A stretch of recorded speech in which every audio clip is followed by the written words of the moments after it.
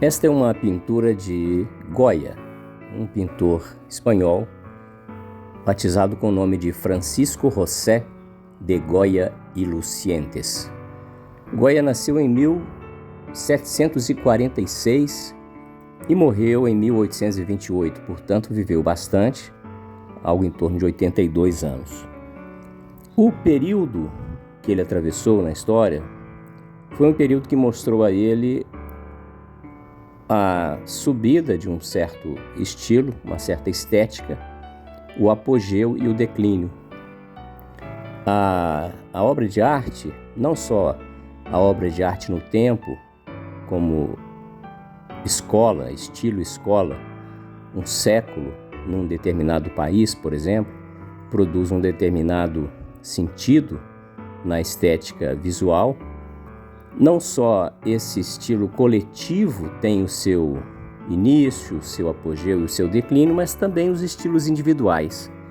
Cada artista, de acordo com a quantidade de tempo que vive e com a sua produção, a sua capacidade produtiva, vai também passar por essas fases que os críticos de arte chamam de curva da arte. O Goya viveu uma fase que a gente pode chamar de clássica. É uma fase que a gente vê, por exemplo, nessa pintura que eu coloco aí agora para vocês, uma pintura mais fotográfica, mais fotografista, preocupada com a realidade em si mesma, como a gente nota, por exemplo, nos rostos que estão aí nessa tela, né? Vejam aí os detalhes dos rostos, como eles são fotográficos, como eles procuram representar a realidade tal como ela é em si mesma, não é? Nesta tela que representa uma cena de um flagrante de um paredão, não é, de extermínio de um governo opressor ou de um governo invasor que oprime os seus opositores, nós temos aí o assassinato coletivo de cidadãos rebeldes. E é curiosa a maneira com que Goya pintou esse flagrante. Eu digo flagrante pelo seguinte: a fotografia, ela difere da animação, difere do filme, do cinema, porque a fotografia ela registra um instante, um flagrante. A narração, que caracteriza a dinâmica do filme, ela mostra pra gente a mudança do estado das coisas em relação ao tempo que passa no filme, não é? Aí, o tempo não passa, o tempo está interrompido, ele foi parado, houve um flagrante, não é? E neste flagrante, o Goya fez algumas escolhas estéticas. A mais importante delas talvez seja a luz, o jogo de luz. Existe um ponto iluminado e existem pontos escurecidos, não é? Curiosamente, o ponto iluminado é o homem que vai morrer agora. É o homem para o qual os fuzis, os rifles estão apontados. E não é à toa que esse homem está iluminado, não é à toa que a perspectiva... Engraçado que essa tela tem duas linhas de perspectiva, não é? Ela tem a perspectiva tradicional. Nós aqui de frente para a tela, olhando para o centro, nós percebemos um conjunto de linhas que nos conduzem ao centro e ao mesmo tempo existe um conjunto de linhas que não só os soldados constroem, porque eles acabam fazendo uma triangulação, eles constroem um desenho, um formato triangular, acentuado pelas pontas dos fuzis, e aí você percebe, portanto, uma linha de fuga.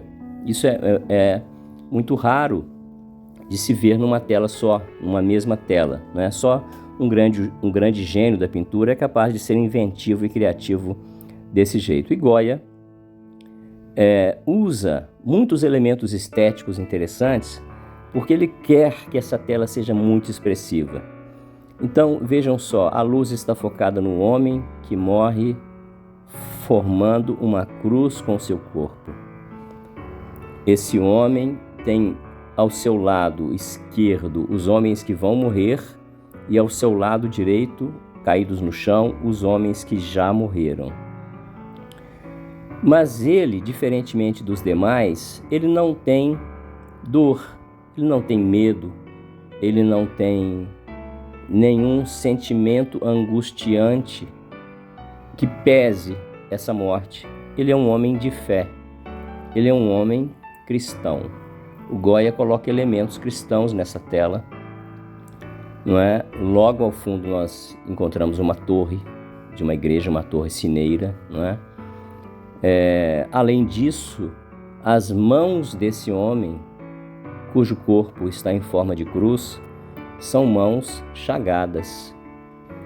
Nós tivemos na história do cristianismo, na história do catolicismo em particular, muitos mártires que passaram a vida com seus corpos chagados. Esse é um caso, não é? Este é um homem chagado.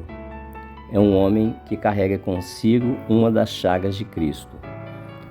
O outro elemento de religiosidade é a presença desse frade, que está também aí à esquerda, não é? Então, é uma tela cujos elementos estão postos aí, né? As cores, por exemplo. As cores foram selecionadas, tons mais escuros, pouco luminosos, mais voltados para o pastel, o marrom, o cinza, o preto, não é? Gerando um certo contraste com o sangue dos corpos, o sangue no chão, acentuando a dor. O curioso é que, como eu mostrei antes, o Goya era um pintor retratista, era um pintor que no seu início de carreira aprendeu a pintar de modo clássico, como qualquer pintor. Mas na maturidade, essa é uma tela da maturidade, não é? Goya já tinha 60 e tantos, há 70 anos, quando pintou isso. Isso foi pintado, toda a série, Os Desastres da Guerra, toda a série foi pintada de 1810 a 1815.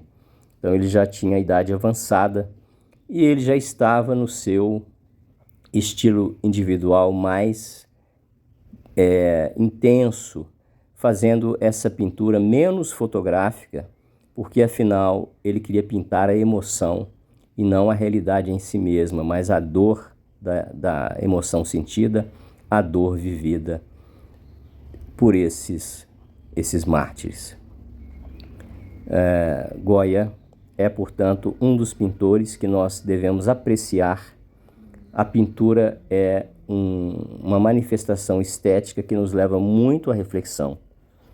Dediquemos parte da nossa vida à pintura.